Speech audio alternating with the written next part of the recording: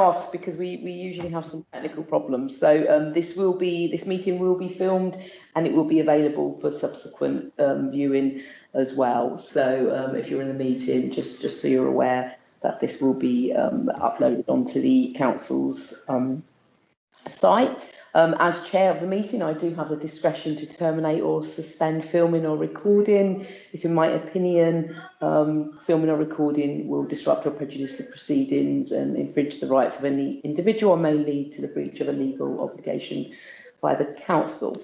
So on to item 2, which is apologies. Have we received apologies today, Philip? So I've had apologies from the Borough Commander. He's unfortunately otherwise engaged at a memorial event. So I believe he sent a deputy. Bear with me while I confirm the name. I'm here, Chris Jones.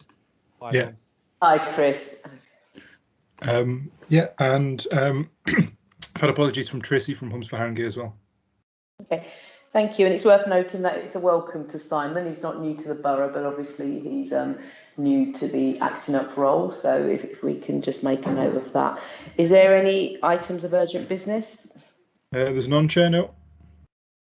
Any declarations of interest from anyone?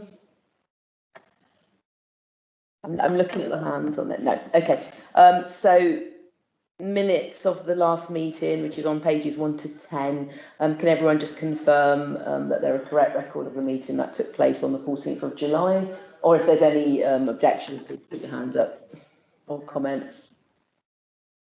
No, so we can take them as an accurate record. Okay, on to item 6, which is membership of the partnership. Can I ask that everybody notes the membership?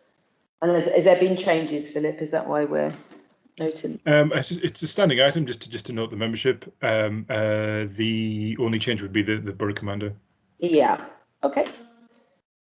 So on to item 7, which is the Haringey Community Gold update, and that includes the mini documentary. Am I handing over to Eduardo? Hubert? It'd be Eduardo, Chair. Eduardo, are you there? You're on mute, Eduardo. Eduardo Araujo, Community Safety Manager, and I program manage the Haringey Community Gold. Hi, Eduardo. We've got an item on there. Are we watching the video today?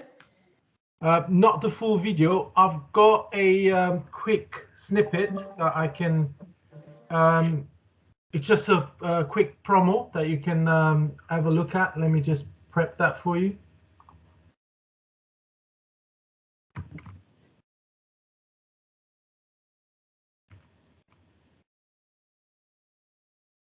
I don't want you to go through 45 minutes of this. So let me just share it. Computer sound. There you go.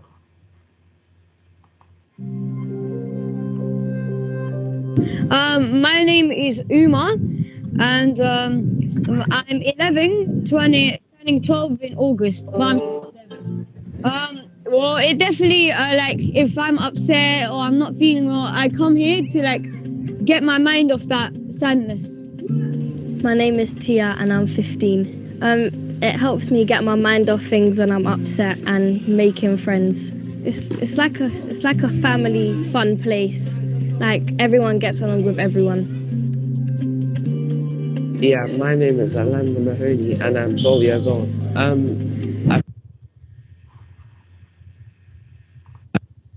I feel like my training plan has really improved my confidence, and well, it's a place where I can meet new friends and have fun with people in the community.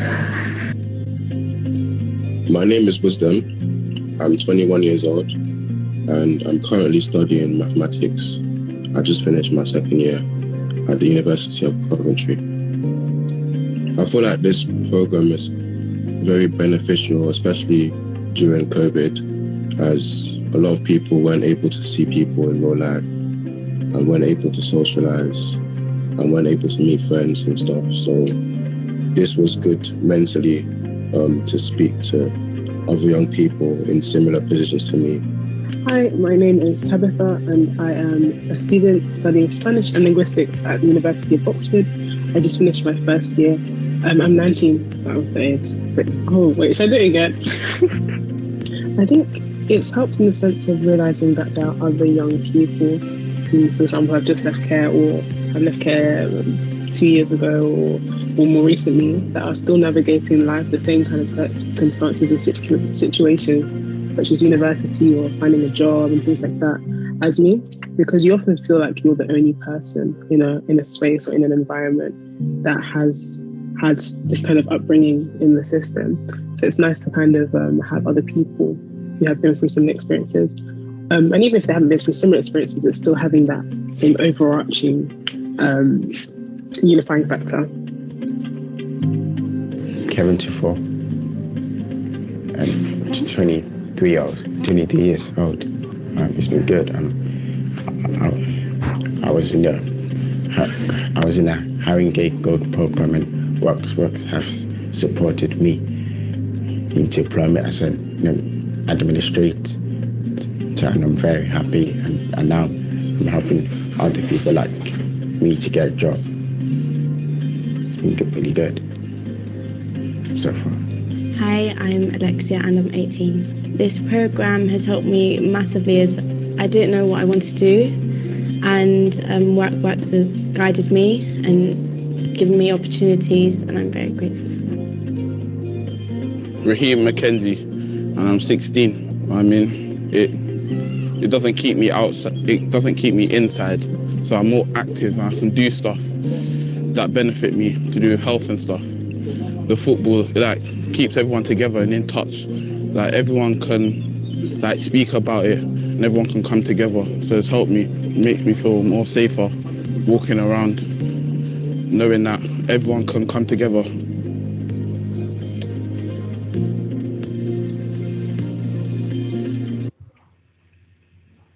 Thank you very much. I just wanted to plug the full documentary, which is a 45-minute film that highlights the work that we've done over the last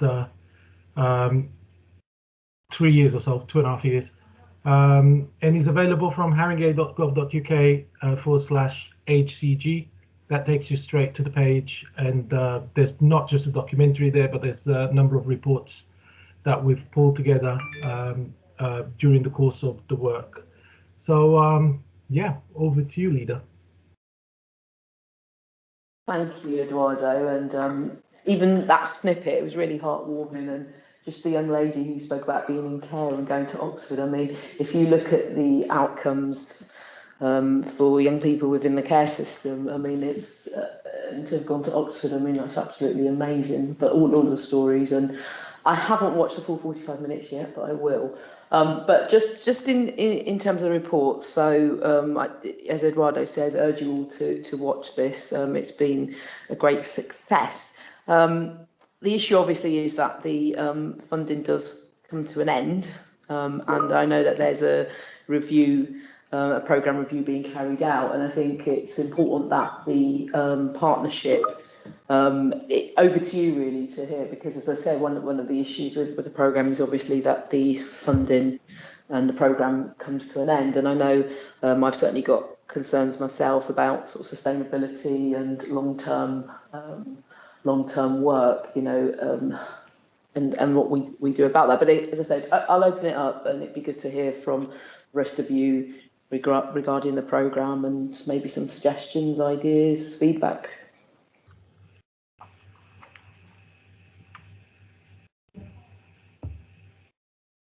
Hubert?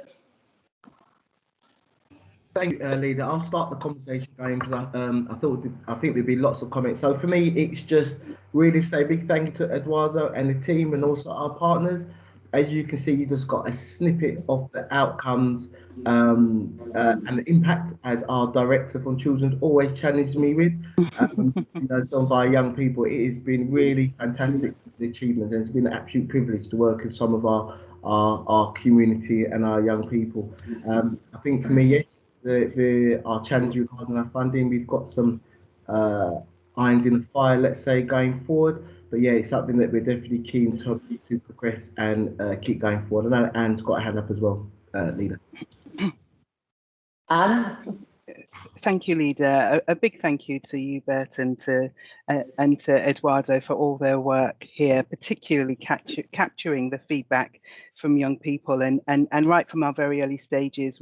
It was about outcome and impact, and so I'm just delighted to see the title of the documentary, Impact, and I hope that people in the room today, including the virtual room, can see the absolute benefit of the work that is being done, and if there's any financial contributions you can make to the programme, that they'd be very much appreciated. Though this is part of our programme to reduce youth violence, and it sits within youth, actually the benefits for the community are long-standing, and there'll be financial gains for our young people being employed, having their self-confidence and their esteem raised, that will reverberate through health, through housing, through policing, and through the community. So I do, seek your support in every way that you can to keep this programme going. If we didn't have this programme, it would be the very sort of programme that we would want to have in place. Can I say too that one thing that stays in my mind, and I was so pleased to see on the day that of the what do you call it when it first comes out, when the film was shown, there's a word for it. Screening. Yeah, when it first comes out, it's debut, that sort of word. Premiere is the word I'm looking for. Thank you very much. At the premiere, it was so heartening to see people in the community come together and say that actually that they had been aware of each other before and they'd had links between each other, but during COVID it absolutely knitted their services together, and so young people were further protected and received a service as a consequence of that knitting of the community together. And that's something that I know that many in this room don't want to see dissipate. Thank you, Leader. Thank you, Anne. Is there anyone else that wants to come in? Because I said there is a real question on the table. I think it's absolutely important we celebrate the work that's been done, but the future. And I think Anne's already referred to that. Lena? Yeah, I want to say I thought that those clips were terrific, and I thought that the film event was very good. So, and you do deserve a lot of congratulation. But the reality is, if the funding is ending, have you begun thinking of, I'm asking you, Bert, and the team, you've known when the deadline was, the end of the funding.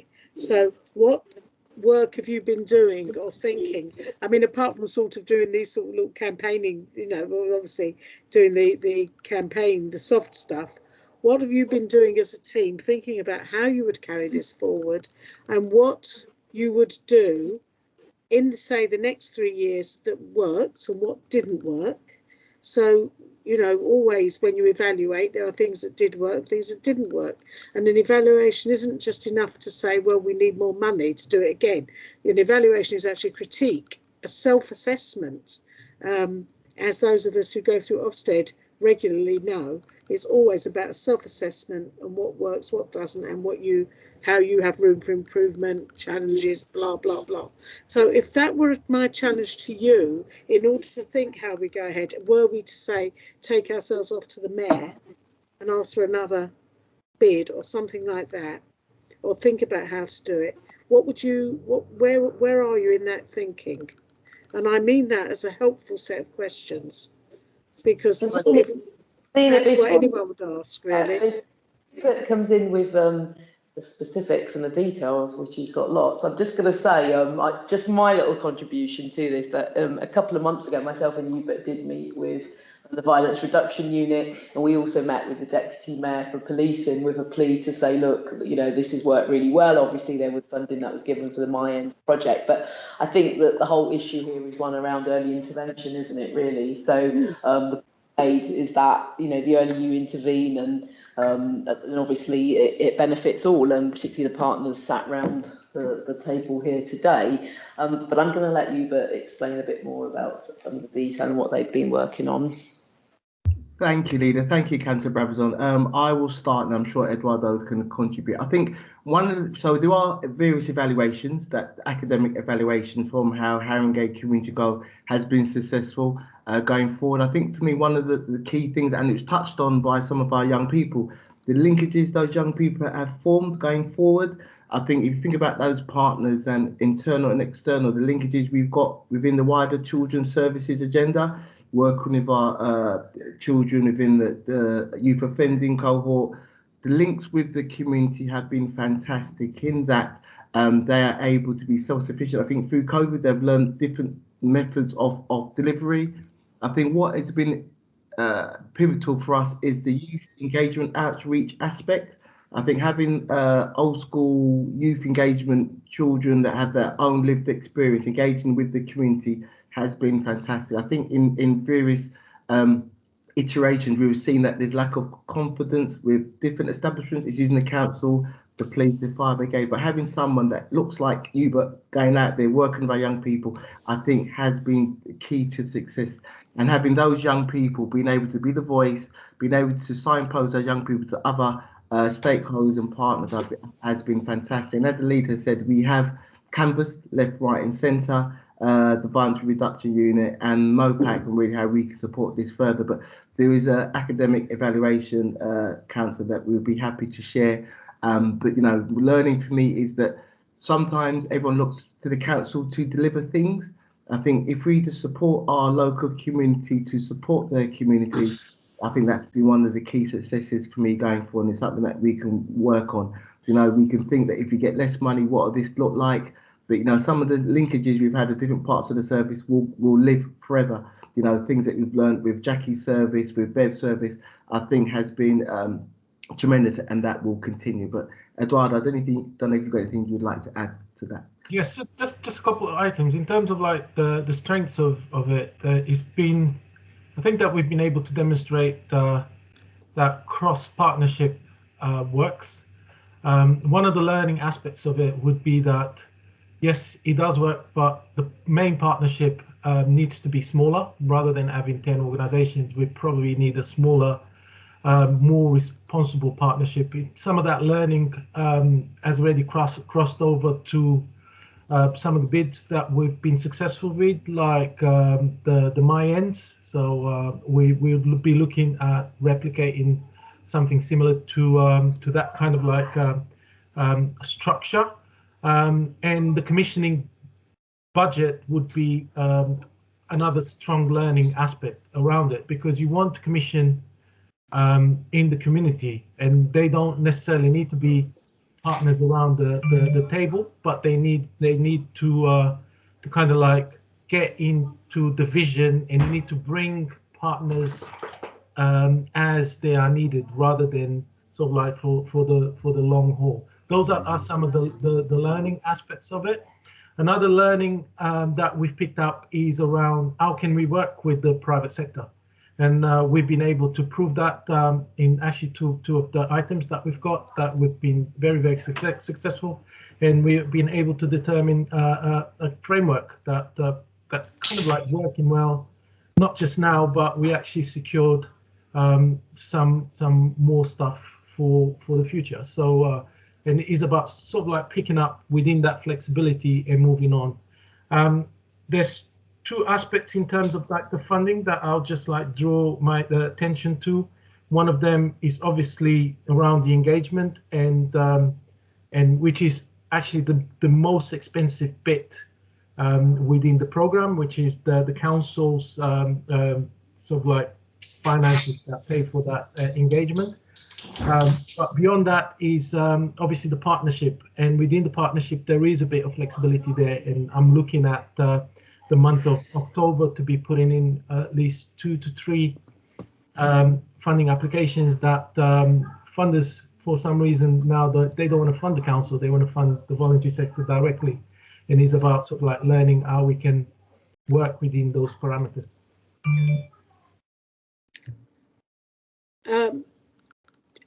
Parag, can I just come back for a couple more points? Sure.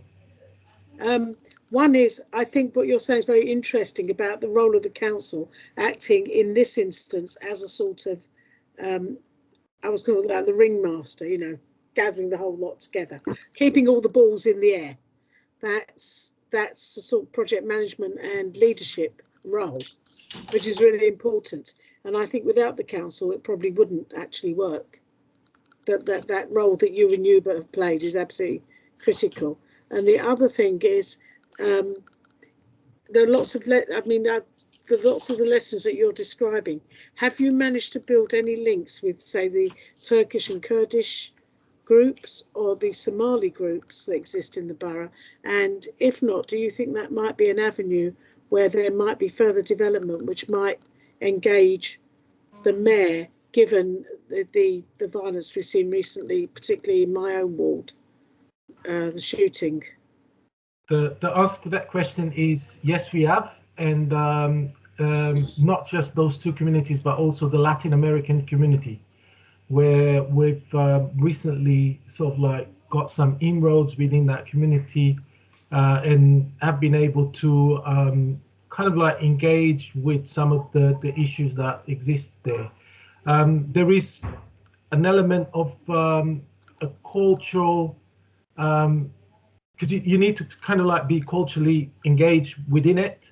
And for instance, although I'm able to speak Spanish, I'm probably not the best person to engage on that community. And it's about us managing through recruitment of engagement, or even through that commissioning services that engage those communities directly.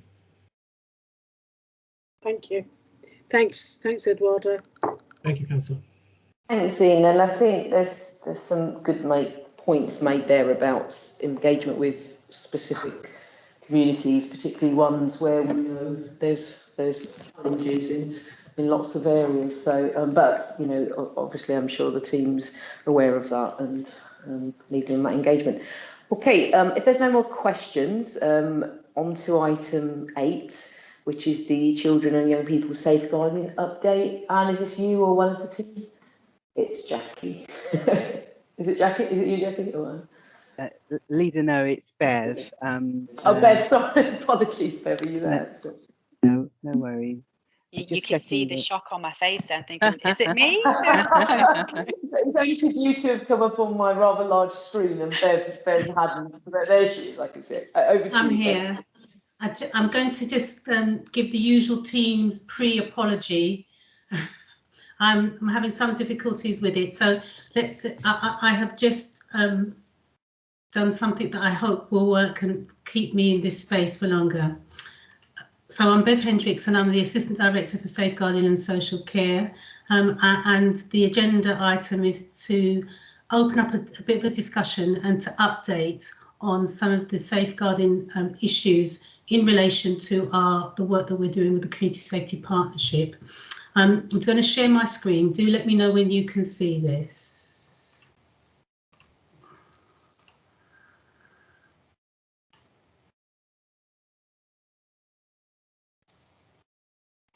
I am hoping this comes up. Yeah, it has. Yeah. Oh, wonderful. Thank you. So just, I'm going to work with it as it is. So in framing the information to be shared today, I really went back to the framework that Hubert and I talked about, and you know, in the early days in 2019, and looked about some of the key objectives that we were trying to achieve, and that would be absorbed through some of the focus of the work in children's social care. You know, some of the principles of community, increasing community resilience, reducing vulnerability and exploitation, a whole systems approach, coordinated partnership working, and so much of what I just want to update on today is really framed in some of that, but with a post-COVID context. From children's safeguarding perspective, that children and young people's welfare is more important now than ever, and it's fast changing and volatile locally and nationally as to the rapidity of the way the needs are morphing and changing. Many of the issues, of course, are related to COVID pandemic, and we've seen significant changes in the roles of our educators, faith leaders, social workers, and the professionals across the safeguarding piece. There are influencing factors that continue around Brexit, the impact of poverty, to name two, and we've seen the changes in the needs of children coming into care, where there are far more diverse neurological, physical and psychosocial needs. We are experiencing, and this is not something particular only to Haringey, but the number of our residents where English is an additional language, and what that means around capturing the voice of their children and really getting services right in the frame that I showed earlier around community safety. There are rapid adaptations required to deal with what I describe as poly-victimizations associated with everyone invited, exploitation, and what is developing or emerging through as the hybrid safeguarding approaches from extra and intrafamiliar harm, what happens in the home and what happens outside of the home. So these are some factors, some contexts that I think that our joint work with CSP and safeguarding have delivered. There is a slide here that talks a little bit more around transitions back to normality and what that means for our community, and what we know that we are carefully trying to keep our eye on is the impact on mental health, and both parents and children and the wider community in Haringey. Being a social worker, we frame things in challenges and opportunities. We know that many families have lost loved ones due to the pandemic and other causes, and we're dealing with a whole community that's trying to reshift and transition into working in the new norm. I think that as a result of that, and in that context, some of the work we are doing around the key priorities that were agreed earlier, it follows like this. So we have relaunched our missing protocol. And in that protocol, we've been careful to set out a role, a far wider role that embraces much more members of our community and the professionals within our community. An example of that would be that we are working with voluntary sector organisations to deliver some training so that they can support us with the return home interviews. Now that's a very delicate and detailed piece of work. But I am really pleased that we've got a number of our voluntary sector providers who are willing to join us, and indeed we have the support of some of our faith leaders. We think that it's really important that the joint training that has been managed under the Haringey Safeguarding Children's Partnership, and indeed from the Haringey Children's Safeguarding Academy, is a shared forum that we learn from each other so that we can move towards really addressing some of the challenges that have been experienced across the country with preventing children who are at risk of missing from care or home, understanding much more about their patterns and behaviours and the reasons why, and then crucially intervening to ensure that we mitigate and prevent.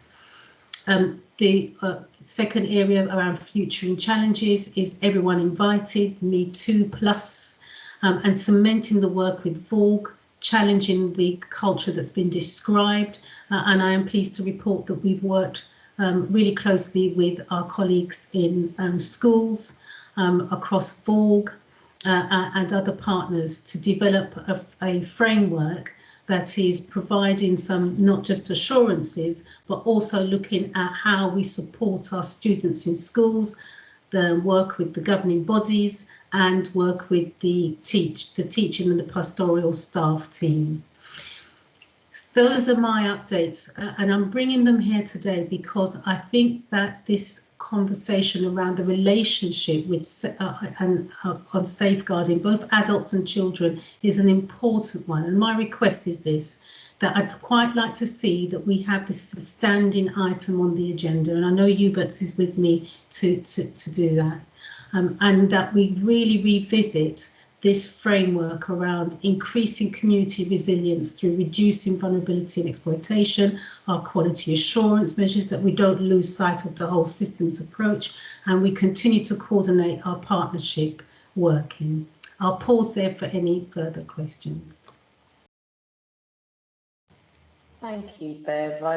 I've certainly got no objections to it being a standing item. Is there anyone? Has anyone got any questions? Any partners?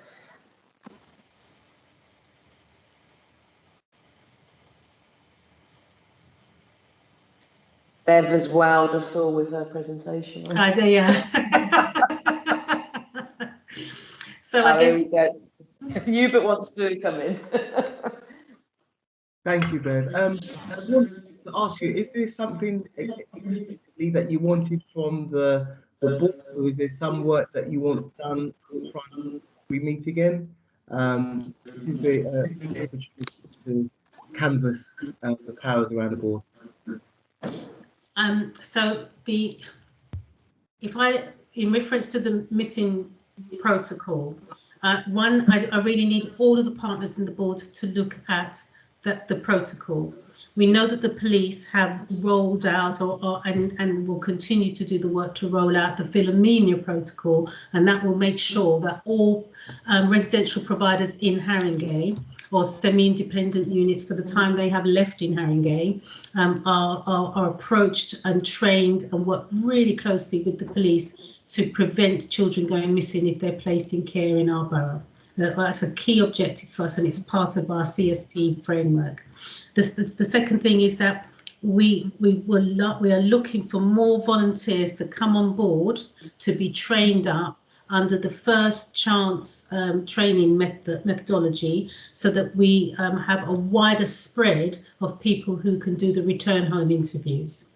Now, the return home interviews is a set of language and an approach that we have that ensures that the first safe professional who sees the child after they've been missing is the person that is trained up to have the conversation, to understand the experience, but more importantly, as I said earlier, to prevent that child going missing again or being at risk of anything that ensues from that. So that's the second request. And then the third one is really that we create a space at CSP to talk about how we collectively address the culture that everyone invited, Me Too and other movements have indicated is a factor for our children. I think there's been a lot of focus on the adults, but our concerns is for the children and young people of this borough. How do we work with them to address the culture that's been described? Those are my three requests. Thanks, Bev. Just wonder, I can see Charlotte's got her hand up. I just wonder if a colleague from the police wanted to comment, because I'm just conscious that so far it's only council that commented on this. Chris, are you there? Did you? Yeah, can you see me? Sorry to put you on the spot, but yeah, there you are. There you go. Yeah. Hopefully you can see me. I thought someone had put something in my copy because I saw Bev twice on the screen. I think she had problems with her MS Teams, so I was going crazy. Thanks, Bev, for your presentation. I think, and this is internal reflection, so this is not aimed at anyone in this room or group. I just feel this is my first time, and I've been here 2 years, that I've been invited to the CSP in Haringey, and I'll have that conversation with Simon, because there's lots of work I'm doing that has cross-cutting themes across everything the local authority are doing. And so I will take that back with Simon, Chair, if that's okay, as an action. But I feel that Seb, who's in charge of public protection on the police side, and myself and Simon, if possible, should be coming to these meetings, because obviously working 2 boroughs, it's so huge, and there's so much pieces of individual work going on that any BCU commander cannot be fully sighted on every piece of work that's going, and it's a good opportunity to have that strategic dialogue and link up. So I'll just welcome Bev's presentation, take her points on board, and obviously because I am a last-minute replacement, I'm not fully cited on all the work that Bev's talking about, but it just kind of highlights to me that we should be here and contributing certainly those two key strands and the BCU commander. So that would be my observations. Thanks, Chris. Thanks, Chris. Simon is the joint chair, so he was due to chair this today. But I guess what we can do, I mean, Bev, is it possible to put those asks in writing, and perhaps we can circulate that? Philip, will they go in the minutes? I think there's a really clear ask on the table there from Bev, and I think it would be, I guess we don't want to be buried in minutes, really. So, Philip. Yep. Absolutely, yeah. I can take that forward. Yeah. And I think we can circulate an email to the borough commander. Yeah. Yeah. So Chris, we'll make sure that Simon quite clearly because as I said they get buried in minutes, but Bev has put some very three very clear points down. So we'll make sure that Simon has sight of those well in advance of the next meeting, which is in December. Charlotte, you wanted to come in? Thank you, and thank you, Bev. That was really helpful. Obviously, absolutely support the approach you're adopting. I suppose just aware of some of the sort of overlap with adult safeguarding for some of the young people we're talking about, and the up to 25, if not a little bit older, and just really being clear that this is sort of safeguarding as an item, and that we really think about it in that sort of contextual as children come into adulthood and how we prepare and sort of safeguard those vulnerable young people, but also think potentially about some of the other vulnerable adults we have within the sort of umbrella of the community safety partnership. So just wanted to add that, but not to dilute or take away anything, but rather to think of that as a bit of a make sure we're covering that strand as well, really, in our thinking on safeguarding. Thanks, Chair.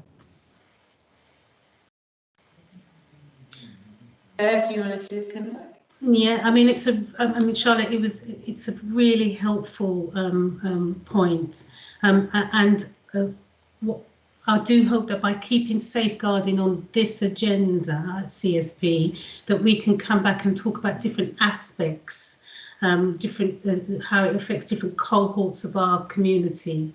So there is a piece of work currently in Trail around transitional safeguarding that does, Charlotte, span 18 pluses up to 25-year-olds. And then, of course, there's the work that we've initiated between the two safeguarding boards, adults and children, around the vulnerability protocol. And so I think it's really helpful if we just carve out the space here that we regularly update on what activities in terms of the framework for community safety partnership, de-escalating vulnerability, improving resilience, how bits of work from children, adults and others are really feeding into that overarching safeguarding vision for people being safe and well, all of those objectives attached to the borough plan. Joe, you need to come in. Thanks, Chair. I was just going to say as well, I think there is some crossover in terms of other boards as well, where I think this needs to kind of fit in the space, and I'm particularly thinking about the health and wellbeing board, because I think a lot of the aspects of safeguarding are connected with emotional wellbeing and trauma. And I think it'd be good to have this as a central theme across a number of boards where we can work jointly on some of the themes and some of the outcomes. A good point, Joe. That's an excellent point. Okay, if no one else wants to come in, thank you, Bev. And I think we've got some actions from that. So if we can move on to item 9, which is the Haringey crime performance overview. Hubert, is this over to you? Over to our analyst leader, Sandy. Sandy, okay. Sandy, are you there? Yep, hi there, Chair. Yep, I'm just going to share my screen, so just bear with me for one moment. Hopefully you can see the slide deck on screen. Yeah. Excellent, great. So this will just be a whistle-stop tour just to highlight some of the crime performance for the borough, particularly focusing on the violent crime aspects, which I think is one of the key focuses and clearly some of our key priorities for Haringey. So the data within this covers until around about August, so it covers till about 6 weeks ago really in terms of when this data ran until. So starting with a performance summary, just looking at some of the key violent crime measures across Haringey and also comparing ourselves to London. You can see we've got a 12-month comparison, so that compares us year on year, but also a 3-year comparison to see where we sit as compared to our pre-COVID baselines. And as I said, benchmarking ourselves across London, which is the right side column on your screen. So look at some of those key violent crime measures. This first one in that is knife crime. And you'll notice that not only knife crime, but all the rest of these are also green at the moment, which shows we have had reductions both year on year and on the 3-year basis. So for example, with knife crime, we've seen a 31% reduction year on year in our overall knife crime levels. And that's bigger than the 23% reduction being seen across London. So quite a significant reduction being seen across Haringey. We still see, however, in excess of 500 knife crimes occurring per year within the borough, so more than one a day. So still too many, but nonetheless a 1/3 reduction pretty much. And similar reduction also noted for young people who have received knife injury wounds. So knife crime injuries to young people, so that excludes the domestic aspect of that. So really our street-based violence affecting young people. We've seen a 30% reduction within that category. Once again, much larger than the 5% reduction being noted across London. And you can see with all these other categories also seeing reductions. So for example, our domestic abuse, violence with injury, in terms of reported crimes, we've seen a 7% reduction within that, although clearly there are some issues potentially with underreporting, particularly with the domestic abuse incidents, where we know that victims are often reluctant to come forward in terms of reporting those incidences. The overall violence with injury non-domestic picture also has seen a 4% reduction, which is again similar to the London-wide figures. And the last two lines here, so robbery of personal property, 31% reduction in the last 12 months. You'll note that for those who have been working within this space for a while, Haringey has always been one of the largest contributors to robbery across the whole of London. This 31% reduction is a significant improvement compared to where we were previously. We used to see around 3,000 offences per year at our peak. We're now down to around about 1,200. Clearly, once again, that is 1,200 too many, but it is significantly improved as compared to where we were previously. And the very last line is what's known as total crime, total notifiable offences. And we have seen year on year a 3% reduction in overall crime across Haringey. We now see just in excess of 28,000 crimes per year within Haringey, although it must be noted that London overall has seen a slightly bigger reduction of 8% during the same period. So looking at total crime over the past couple of years, really, so this goes back to 2018, which you can see on the left side of the chart, through to August of 2021. As I've noted, a 3% reduction occurring over the past 12-month period. The dotted line on the chart is our 3-year average baseline. So essentially, that's where we've sat pre-COVID. And you'll note that over the past 12 months, the only periods where we've really seen our figures be above baseline were during September 2020, August, September 2020. That was during one of the lockdown lifting phases.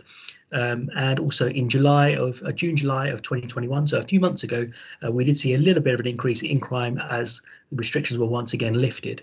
But aside from those two periods, we have remained below our baseline levels for quite some time now.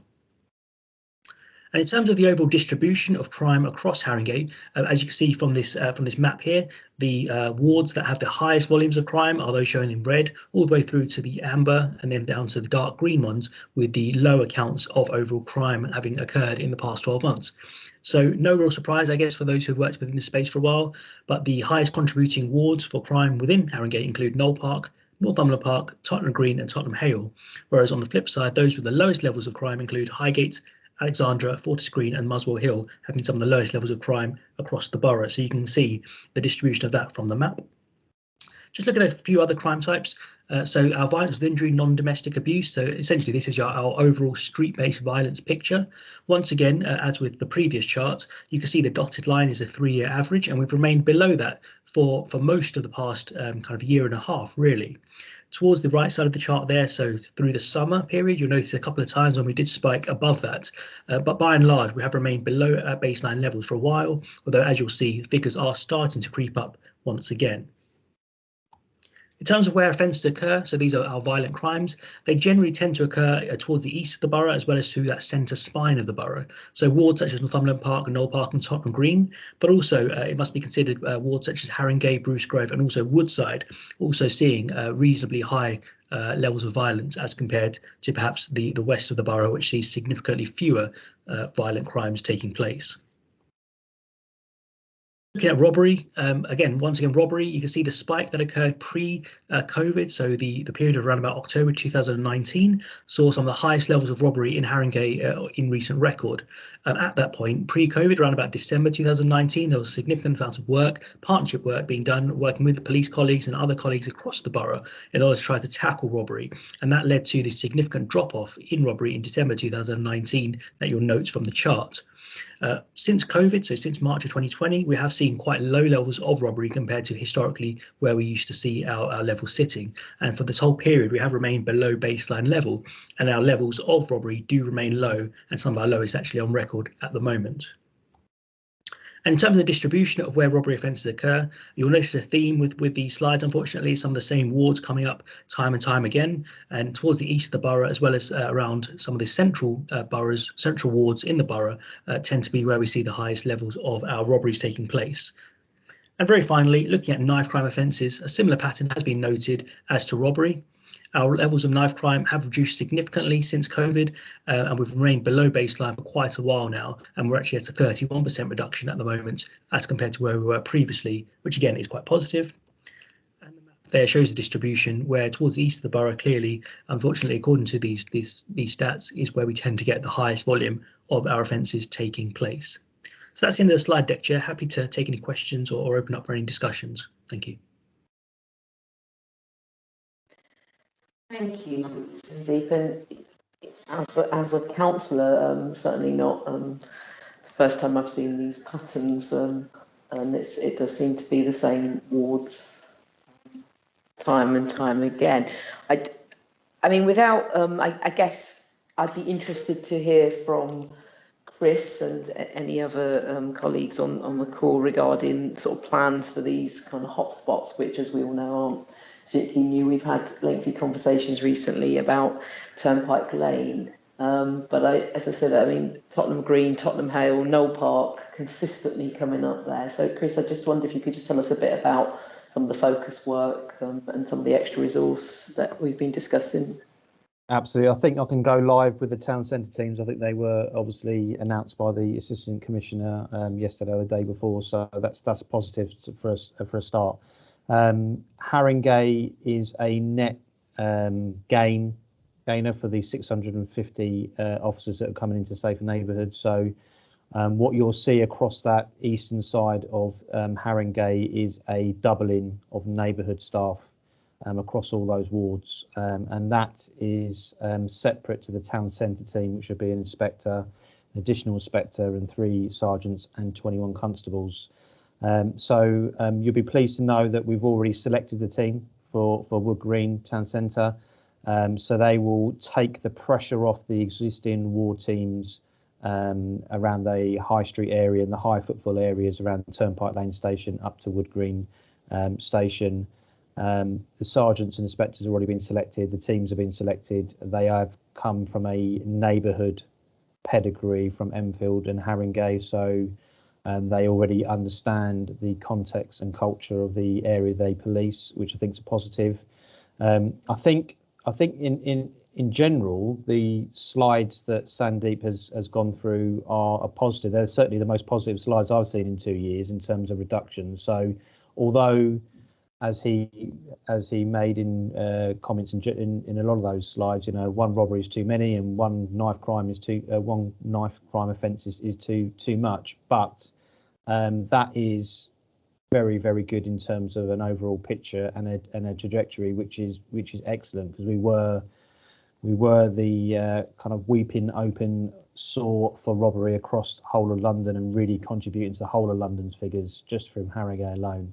So I think the neighbourhood uplift will help, and that will help with community relations. I feel, and I've said this in other meetings, that we don't sell what we've done enough, and we don't communicate with the public enough around the successes we've had both as a local authority and as a police partnership. I think we need to improve on that, because that then obviously plays into how we recruit local ward panel members and the right representation who set the local policing priorities, and then that just feeds into the whole trust and confidence piece for both the police and the local authority. So I do feel we need to do more on that.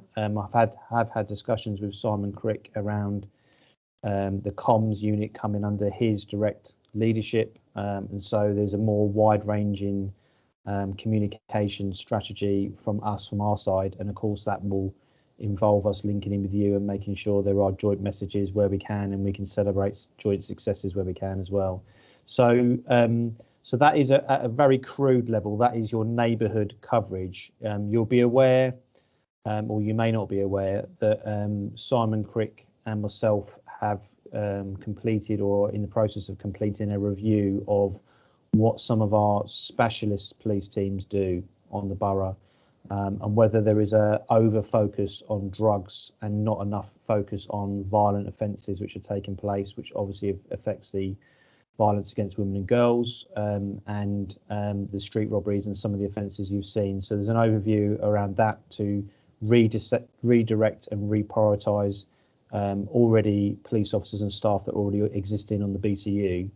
And then I suppose on top of that really is our relationships with specialist crime units and centralised Met assets, and around, I know, Leader, you've had conversations with Simon around the appropriateness of them and when they can be deployed, etc. So again, they will factor part of our policing strategy to work on those wards. I may have mentioned this to you before, but Enfield have done a fantastic piece of work where they've public health mapped the east side of their borough, and it won't come as any surprise to anyone in this group that you know, the wards with the most domestic violence, the wards with the most school exclusions, are the wards which harbour some of our most dangerous gangs in London, let alone the borough. And is there a huge knock-on effect around public confidence in police and crime, and they're all kind of interwoven and intertwined, and so there's a piece of work at the moment where we're looking how we address it from a public health approach, police and local authority in Enfield, and I think that's a really good starting point to kind of get into the hub of some of those issues that are taking place. That's what I would say as a starter, Leader. I don't know if you want any more, but there's certainly some aspects we're exploring. Thanks, Chris. I think that's really helpful, and I think your point around comms is an excellent one. Often our comms is reactive. Something's happened, and then we're putting out a statement when actually there are good news stories that we need to get out there, including the increase in police. And I don't know if we've done anything locally, but I think we certainly do need to inform people locally, and I think that's a really good point. And in terms of the mapping exercise, I'd be interested to see if or what or when we can do something similar in Haringey. Zena, you wanted to come in? Thanks. Yeah, I thought those stats were interesting.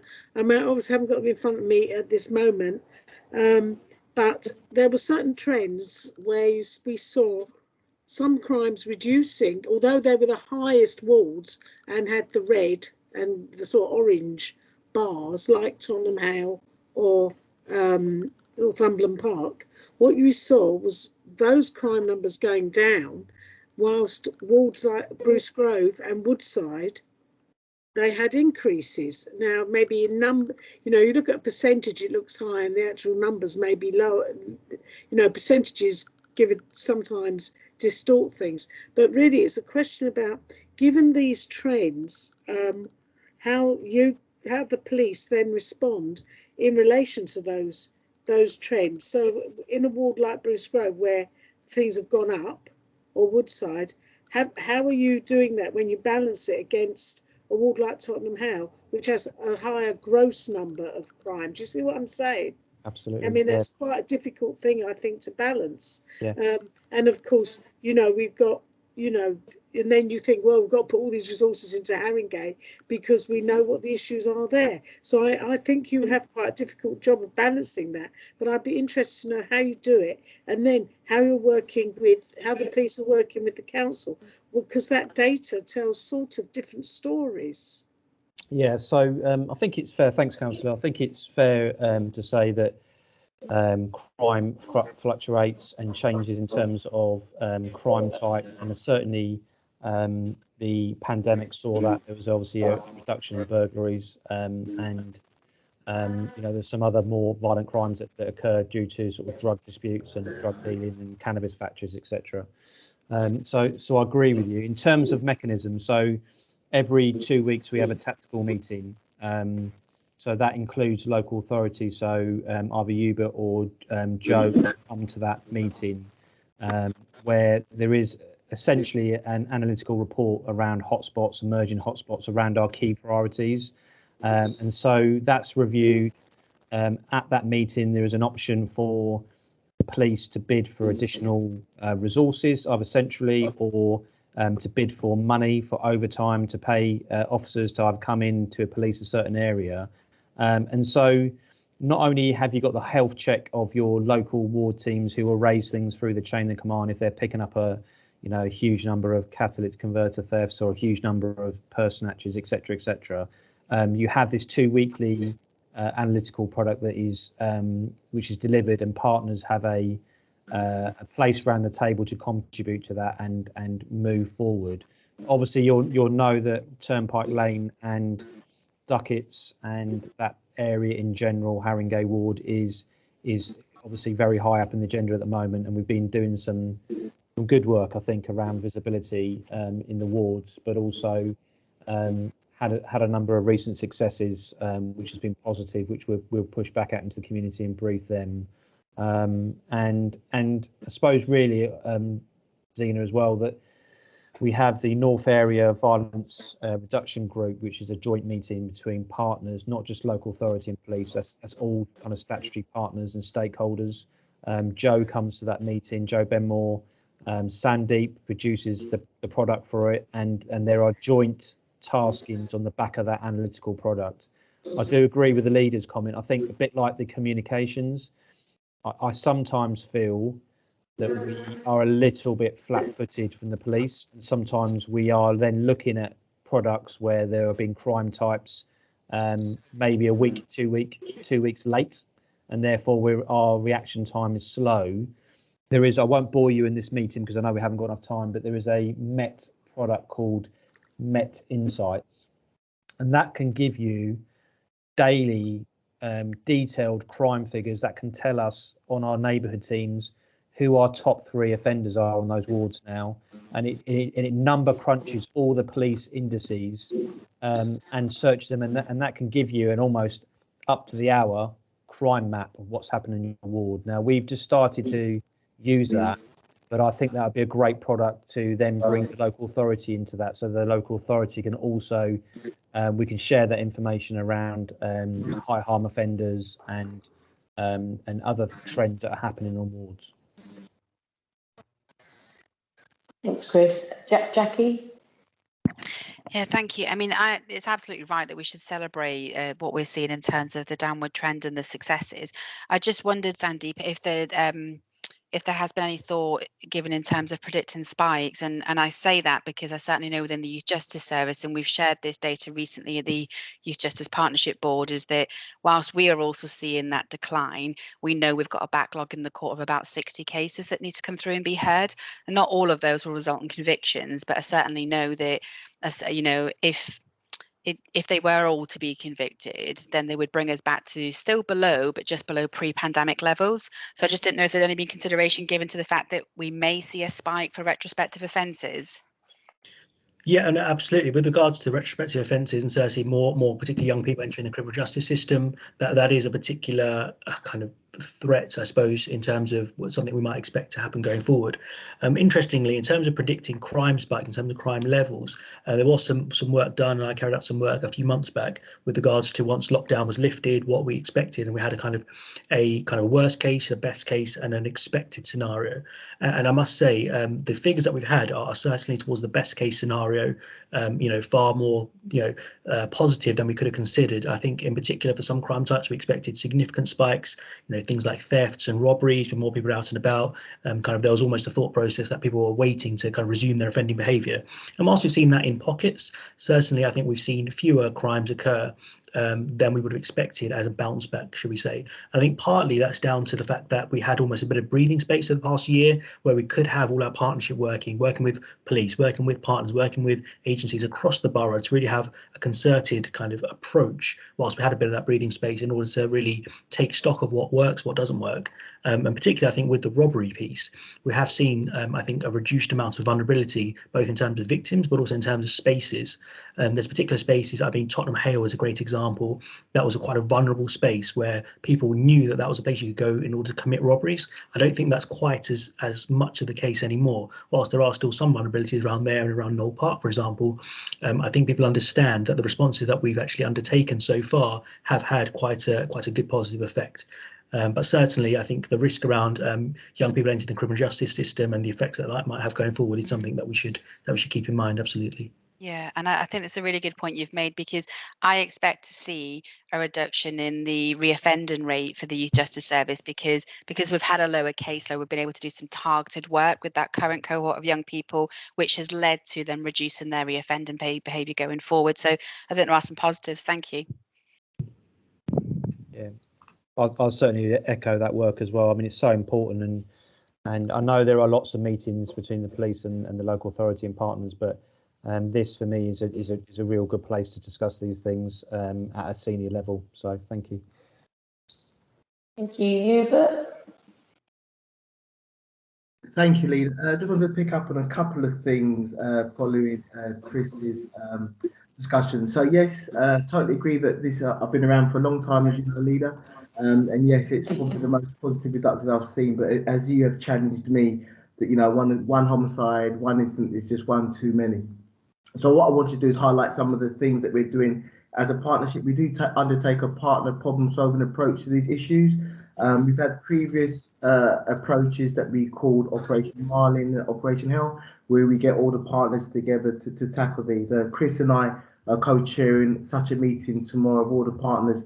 That includes Wood Green Bid, it includes public health, it includes regeneration, it includes BTP, all the partners that you think, schools that can really address some of these problems. So really, as a partnership, we can talk about some of the things we can do to tackle this. Chris already mentioned the North Area Violence Reduction Group, which takes a public health approach to these instances. There's one today that I attended, and there's a discussion about what can partners do to reduce criminality. And obviously, there's a key focus on Turnpike Lane. And the last thing is, Leader, I'm preparing a briefing for you to share with your fellow members about the uplift that Chris has spoken about. So we'll get that to you so you can share that with. Thank you, Leader. Yeah, and I guess it's something. Of course, it's important to update members, but there's something about updating the public as well. I mean, I think so. Yeah. I do think that's something that can be done jointly, actually. So I think there's probably some work to do with our comms team and potentially your local comms team, Chris, regarding that, because I think it's important that we do communicate with the public. And I know it was announced at kind of very senior level, but I think it does need to be put out more locally as well. So I think that's definitely an action we should pick up. Is there any other points before we move on to the next item? And just to say, I mean, it is a challenge. I mean, Chris, totally agree. It's great that we're seeing these reductions, and I don't think anyone wants to take away from the good work that's been done by yourselves and also our teams here at the council. But we had a double murder last week, and I think it's very difficult, as I always say, to you, but and the team to say, yeah, but we're down 30% on this, we're down 20%, when people within the same sort of area experience a double murder, you know, on one being on the street. So, and I think we all know that challenge. So I'm not going to labour it anymore. All right. So item 10 is on the LCPF and VRU funding, 2022 onwards. Who is picking up this item? So we're just going to get this. Hi, Chair. It's Joe Benmore. I'll pick this one up. I'm just going to share the screen. Hopefully this is the right one.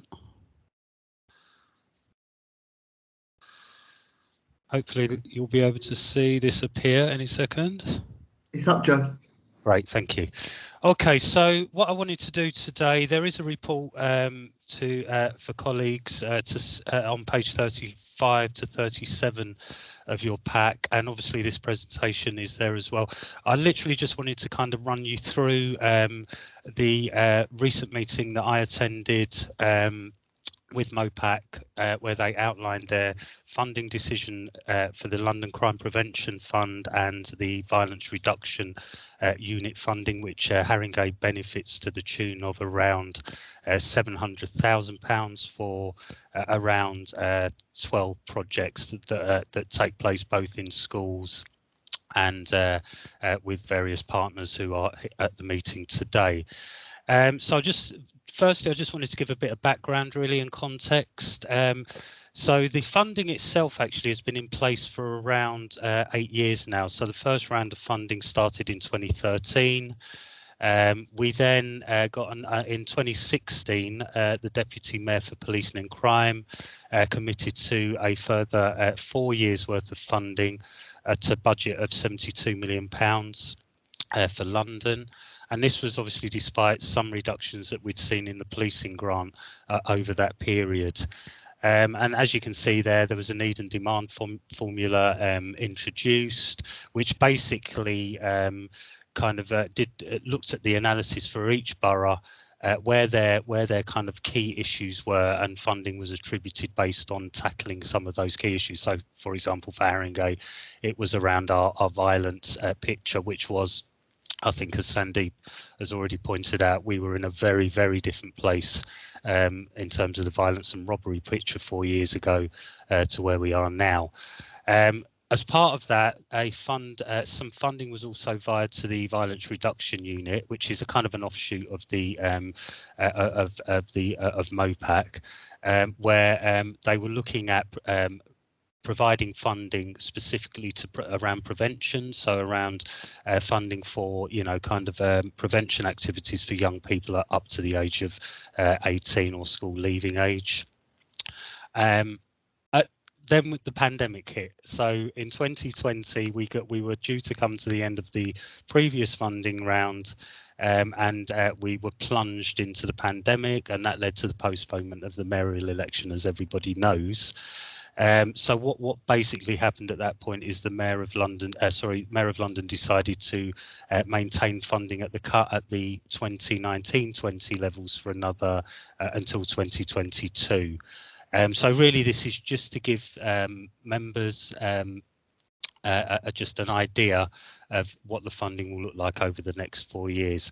So the first thing that MOPAC have said is that that their intention is to maintain the current annual budget and the current budget split between each element of the LCPF and the VRU uplift. I'll go on to talk a little bit about the co-commissioning after.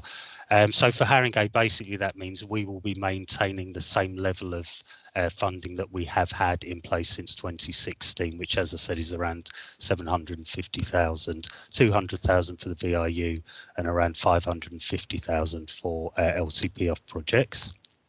Alongside some of this, there were also some co-commission projects, a Pan-London co-commission projects and a couple of other nuanced projects.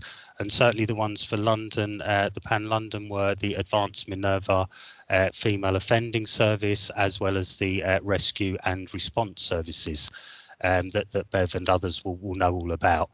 Move on to the next one. Okay, so I'm just going to quickly go through the timelines because there, and I'll come on to the ask of the board afterwards. But the timelines are always very tight with MOPAC. There's normally quite a short lead in before we really have to get down and do some work around kind of getting our proposals together. So as you can see, I won't go through it all, but you can see that the MOPAC budgets are looking to be finalised towards the end of this year. That will include the VIU budgets for next year, and the VIU is funded through the Home Office as opposed to the GLA, and we will need to start thinking about our proposals towards the end of this year. Okay, I'm not going to go through that slide as I've gone through that already. Okay, so the other kind of new piece of information is that, as I said, previous funding was usually on a 2-year cycle, so it's 2 years and then another 2 years and kind of on and so on. What MOPAC have said in terms of, and that could cause a lot of issues around decommissioning services, etc. So what MOPAC have decided to do for this round is to ensure that funding is made across 3 years. So there'll be funding for years 22, 23 to 22 to 23, 23, 24, and 24, 25. And that will allow us a bit more flexibility. But as we all know, short-term funding is always quite difficult to manage. And we certainly, from Haringo's point of view, I've been lobbying for a number of years that probably it should be a longer funding period, up to 5 years would be better, but obviously that's it's sort of they've met us in between. I get in between. Okay, I'm not going to labour on these slides. I really wanted to kind of get to the point where I got to what I'm asking the board for here. So I just wanted to kind of go through some of the funding that we already have. I'm just going to stop sharing this slide and actually show my face. Some of the funding that we already have in place, because I think that's quite important. So currently, for example, for the local crime prevention funding, we fund substance misuse, we fund gangs, violence against women and girls, victims, and prolific offending.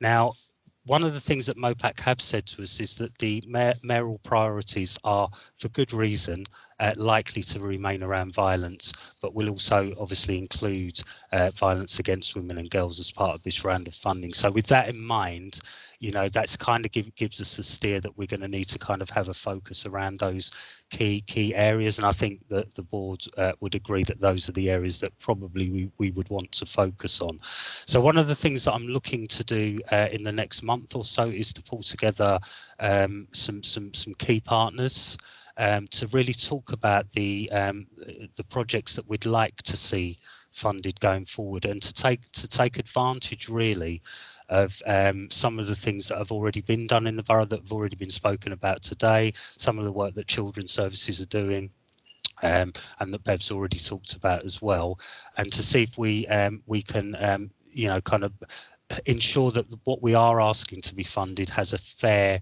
kind of mix across the partnership in terms of trying to respond to some of this. So the ask, I guess, from me today is for the board, obviously for the board to take note of the report, but also for colleagues in the meeting to you know, to support some of that prep work that we'll need to do up until the end of December to really look at some of those projects that we want to fund going forward. I know Chris talked about the shift from from drugs to violence and those kinds of issues, and these are some of the conversations I think we're going to need to have. You know, drugs and drug use and drug dealing play a significant role in violence, but do we want to shift the focus more towards violence, or, you know, and it's kind of getting that mixture right. So the clear ask from me today, Chair and colleagues, is, you know, whether you know, for colleagues to try to support me and the community safety team in pulling together these proposals, and I'll look to start some of those meetings towards the end of this month and early November. Happy to take questions, Chair.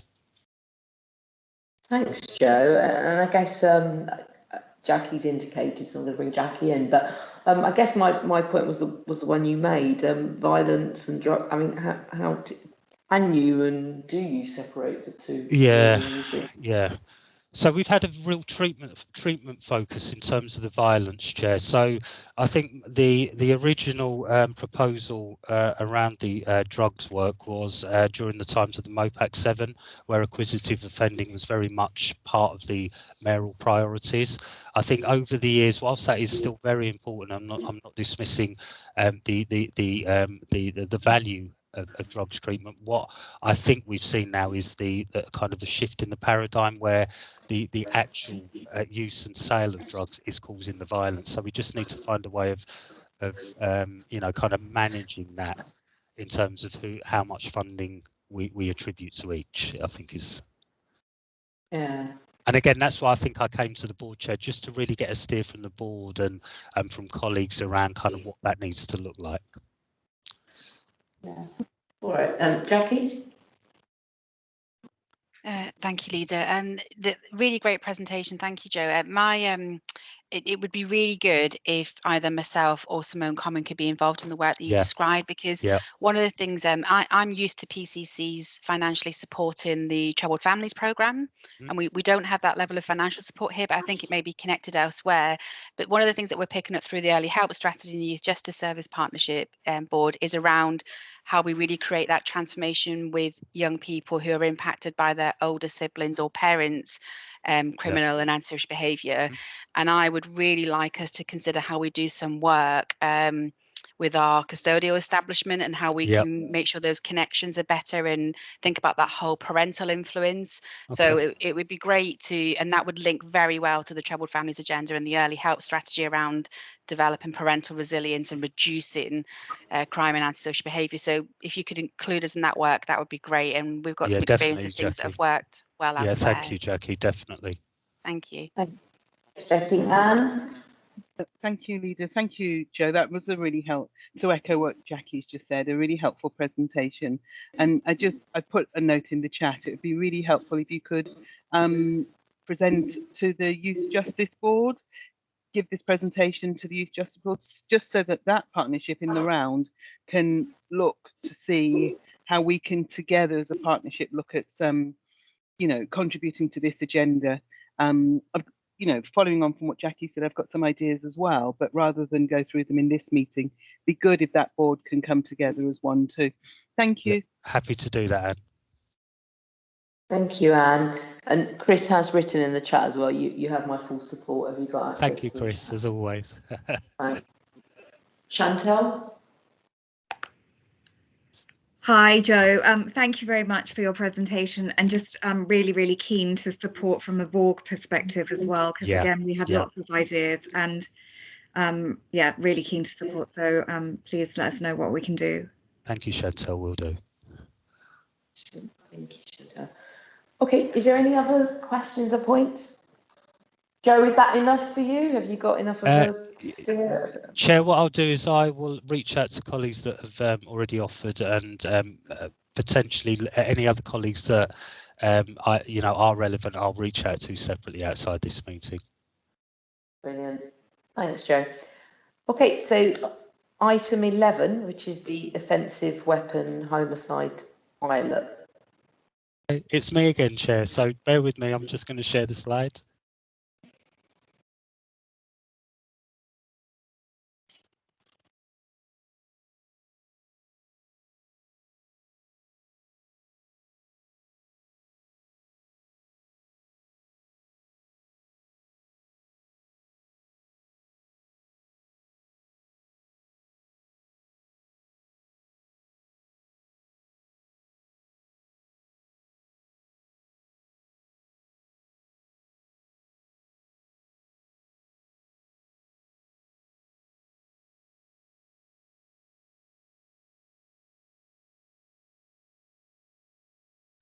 Are you speaking, Joe? Because we can't hear you. Sorry, Chair, I was speaking. I've made a mistake. I thought so. Apologies.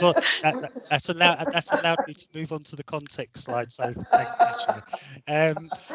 So in terms of the context of this, colleagues, the Police Crime Sentencing and Court Bill, which is currently going through Parliament, I believe, includes provision for local safeguarding partners to conduct a homicide review following the death of an individual aged 18 or over.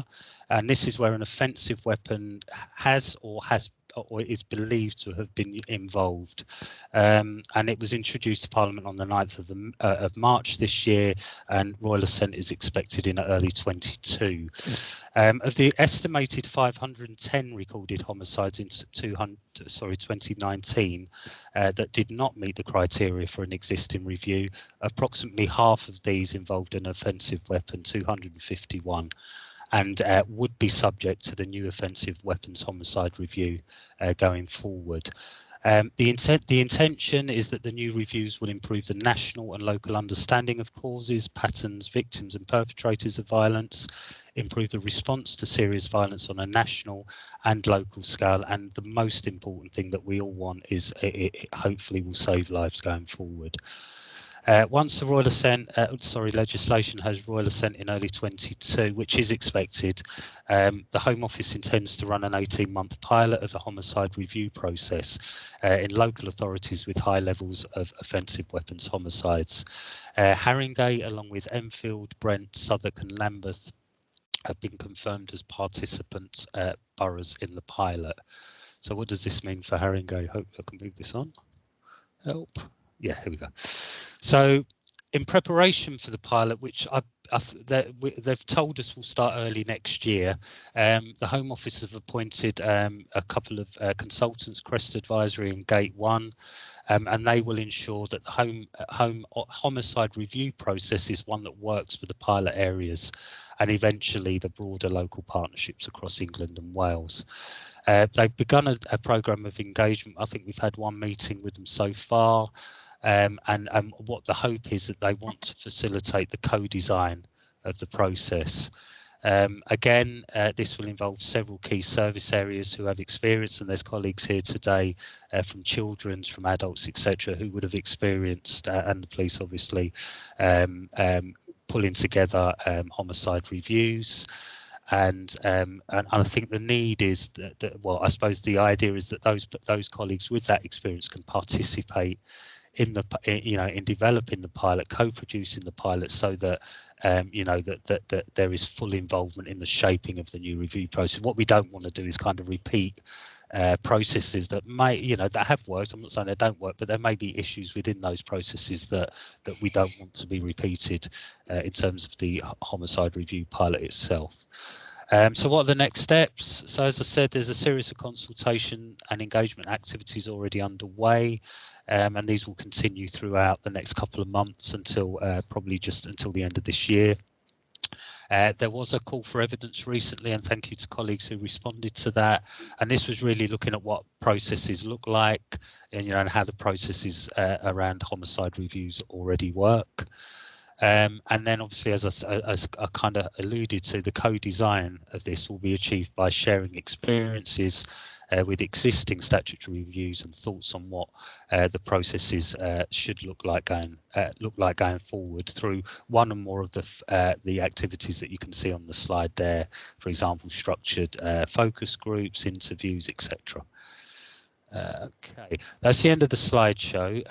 So Chair, again, just the ask again is for colleagues in the partnership to participate in the review process and to support the review process. I've been kind of appointed as the spot for Haringey, but obviously I will be relying on colleagues in other service areas to join the pilot preparation work, so that we can really make sure that what we get is fit for purpose. Thank you, Joe. And indicated, but I just wanted to ask, is it prescriptive in terms of who's sat around that table? Because for example, I saw public health was okay, because public health's there, but we've not got mental health, for example, or health more generally. Schools, probation. So yeah, I think that. Probation, yeah, exactly. There's probably quite a few there that I'm sure we can all come up with some more ideas.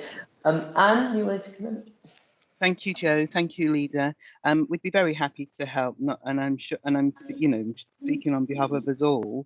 And I think that there might be another showing of this presentation, certainly to the Children's Safeguarding Board, and may I suggest to the adults.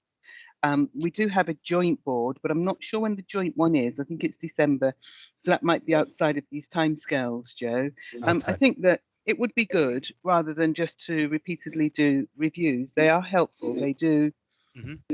They do come up with findings, but over the years we know that some of those findings are the same. And so what we really want to come out with is constantly getting the learning out there, and the learning. Following most reviews, there is a learning event, and we try and keep that knowledge alive, over the years, but over time, it does get lost because people move on, and we just need to keep reminding ourselves. There was a report out just recently about absent fathers, and I cannot tell you how many years that we've all been speaking about absent fathers. Now, these are fathers who are there, but either professionals don't see them as integral to the family. Let me put that differently. The assessment of fathers can be missed. And then something tragic happens, and then we find that fathers were there all the time, but invisible is how we refer to them. So it's just constantly getting the learning out, but no doubt we'll share all our experiences. That'd be great. That would be fantastic. Thank you. Thanks. I think some really good points there, Anne. Zena? Just thank you. Just to follow up a bit on what Anne was saying, this is the first I've ever heard of this. I assume some other people might be the first they've heard about this. I know, and so a couple of points. Number one, more broadly, it would be useful, I think, if we could have a presentation about this new legislation, because I understand some of it is quite controversial. It is. Yes. And I think it would be good if the partnership could have a briefing on what is being proposed. I understand some of it is deeply draconian. If you go on demonstration, you can be arrested and all the, in prison and very draconian things. So I think that would be helpful. Turning to this, is what's proposed, I'm trying to get my head around it, is it supposed to be a bit like a serious case review? Is that the idea? And if it is, can I just echo what Anne said? Because serious case reviews in children's safeguarding, and Anne will bear me out on this, often come up with the same insights. And the question is what you then do when you have those insights. So they're often about poor communication between agencies. Someone falls between the cracks. They knew something, they didn't tell someone else. I don't know if this is the same sort of process, but and if it is, that seems to me actually quite an interesting thing to be bringing forward, even though I understand this legislation overall is pretty rough. So, Councillor, I think you're right. I think it's going to be very similar to the serious case review process. I think the idea is to understand it from a vault perspective. Who are victims? Kind of the locations, the time, the kind of the context that surrounds some of these offences, including some of those missed opportunities that often come up in terms of those outcomes. I think for us, I think the real value of being chosen as a pilot area is that we can really help to shape that process to make sure that we're not, and I don't want to say this glibly either, that we're not just participating in a kind of a tick box exercise and learning what we already know.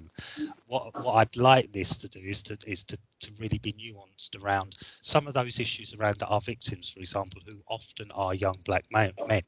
And kind of, and it's more about systems learning. It's not just about often, who did what, when and where. Often it's about that cultural shift. So I think those colleagues that have that experience and that and are able to be quite, critical, if you want, around some of the kind of outcomes of the current processes, I think will be really important in shaping this. So I do take those points on board, Councillor. And I think we've got an action in there as well, which Philip would have noted around a briefing on the actual bill itself. Is that right, Zena? I think I've heard it. Yeah, I've heard it talked about, and I've seen some headlines. But I think this is quite a big piece of legislation, and I think might be quite worrying, and I think we should know about it. Yeah. Obviously. Chair, would you like that briefing at the next CSP? Because I'm just conscious that it's going through Parliament at the moment, so there could be changes to the bill, especially some of those controversial bits that are still kind of being very much debated at the moment. So I'm not. Yeah. I don't know how you want to play this. Do you want it for the December? Yeah, let's put it on the item for next month. I mean, it may be that we do something sooner in a different forum, but I think let's have it on the agenda for the next meeting. Thank you. All right, so that's all the items. There is no items of urgent business. In terms of any other business, has anyone got anything to raise? I did want to raise one item, which is on the violence of women and girls issue, and some of you may have seen that over 250 women councillors, including myself and Councillor Brabazon, have signed a letter, cross-party letter, to the police commissioner calling for action, and there's 10 points within that, and we will be forwarding that on to the local borough commander as well. But there's a clear call for action with 10 points in there. The first of which is making clear that tackling violence against women and girls is an absolute priority for policing in London in every single borough. And obviously some of the other asks are around reporting and how women are treated when these reports do happen, and a quite significant point there about immediately suspend anyone in your force against whom there is an allegation of violence whilst due process is followed, and urgently improve screening and vetting processes. So that's going to be forwarded on to Simon, but this is something that we've done across London and has gone to the police commissioner. Zena, did you want to? Yeah, it's all connected, Perai, but from a different angle. I know I've asked for this before, and I think it's now really important that we, as a councillor in a ward full of nighttime economy, I really would like to see a discussion at this community safety partnership about the interface between the council and the police on the management of the nighttime economy, some of the issues that arise around community safety in that, how we work together, strengthening, working on licensing and such like, and also more broadly, some of the issues that link our environmental work from the council side, or the management, HMOs, enforcement, so on, and the policing side when it comes to some of the environmental issues which pertain to making the community safer.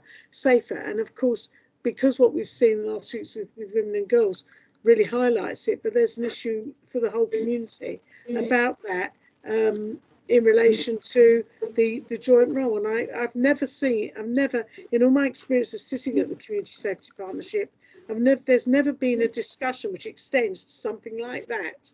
And I do think that it would be a very useful thing to consider in the round. Thanks. I think that's good. Yeah. Is that another agenda item for December? I think it might be. Okay, Joe. Chris Jones and I have had lots of sort of side discussions. I see his hands up, so I don't know what he might say. But it really worries me. We're seeing things happening in the community which escalate, and it's a big issue. Chair, I'll concede to Chris, and then I'll come after Chris because I'm sure he wants to respond to Councillor. Chris, do you want to come in?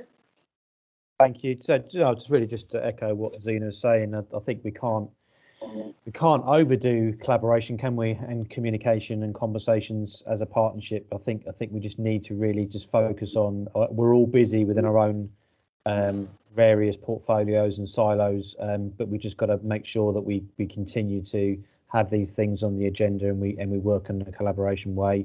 I'll just refer back to my earlier point that I do feel that there is a number of senior people here from the local authority, and my push to Simon was it needs superintendent representation at this meeting as well, just to give some more finite, granular detail to some of these complex issues.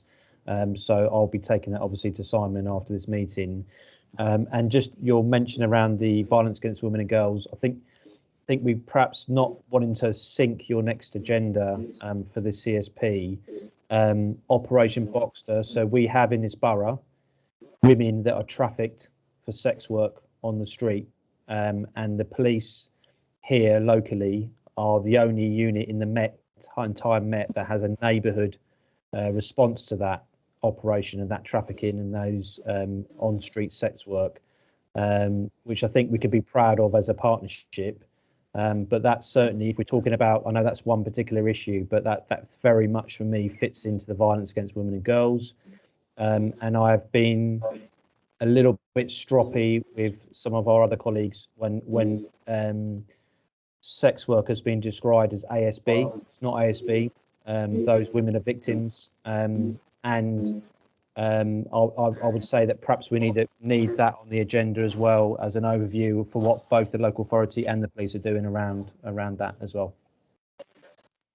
Thanks, Chris. I think that's a really good point, and just to say that Simon did put out a very good statement on this issue. Yeah. So just to acknowledge that, and as I'm sure you're aware, this is a broader point being raised, and part of which you're absolutely right to raise the issue but part of it is about institutional misogyny within the Met and within other organisations. So, but thank you. I think that's a good point. Joe? Yeah, really quickly, Chair.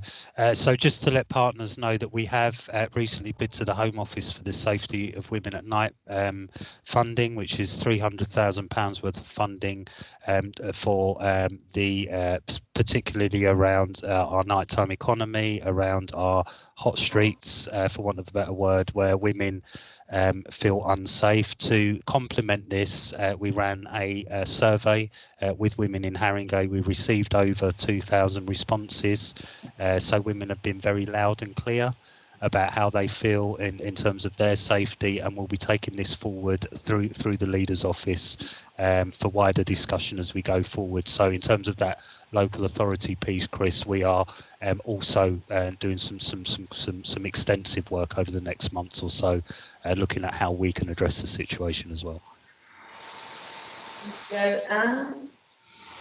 Thank you, Leader. I just wanted to bring back to everyone's attention, if it's not already there, and that's everyone invited, and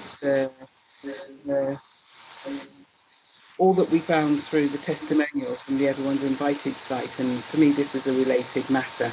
I just didn't want to lose it within the Sarah Barard and Sabina Nessa discussions. The behaviours between young people in schools and colleges and at parties and in homes, it all for me is part of the whole. Thank you. Thanks, Dan. There's some interference. Oh, it might have been you, Anne. It's sort of gone quiet since you've gone. Okay, thanks. I think that's a good point. I think we've got some items for the next agenda actually on the back of these conversations. Did you want to come back, Anne, or is the hand? It's an old hand. I'm going to put my headphones back on to get. Yeah, you've got some interference. Yeah. All right. Well, actually, we've come to the end. So all I will add is dates of future meetings. So the next one will be on the 8th of December, and the one after that, the 9th of February. So thank you, everybody, and I'm sure I'll see some of you sooner than December. Okay. Thank you. Bye bye. Thank you. Thanks, Chair. Thanks everybody. Take care. Thanks, everyone. Nice to see you. Take care.